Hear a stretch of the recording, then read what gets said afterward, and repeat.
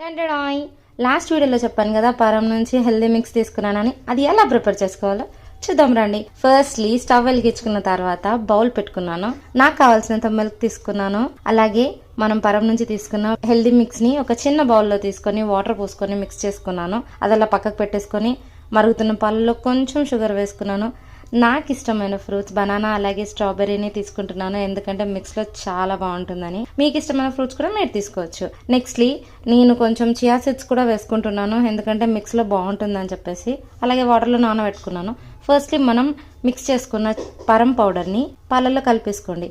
మరుగుతున్న పాలను కాస్త చల్లారి పెట్టుకున్న తర్వాత నేను ఒక షేక్ బాటిల్ తీసుకున్నాను. అందులో ముందుగా చల్లారబెట్టుకున్న పాలని ఆ షేక్ బాటిల్లోకి ట్రాన్స్ఫర్ చేసుకున్నాను. చూస్తున్నారు కదా, దాంట్లోకి నాకు ఇష్టమైన ఫ్రూట్స్ని వేసేసుకున్నా. కొంచెం హనీ కూడా తీసుకున్నా.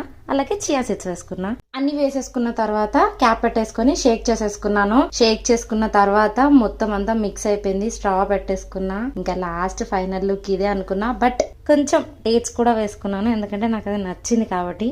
మీ టేస్ట్ మీ ఇష్టం. టేస్ట్ అయితే అదిరిపోయింది. మీరు కూడా టేస్ట్ చేసి చెప్పండి ఎలా ఉందో. బాయ్.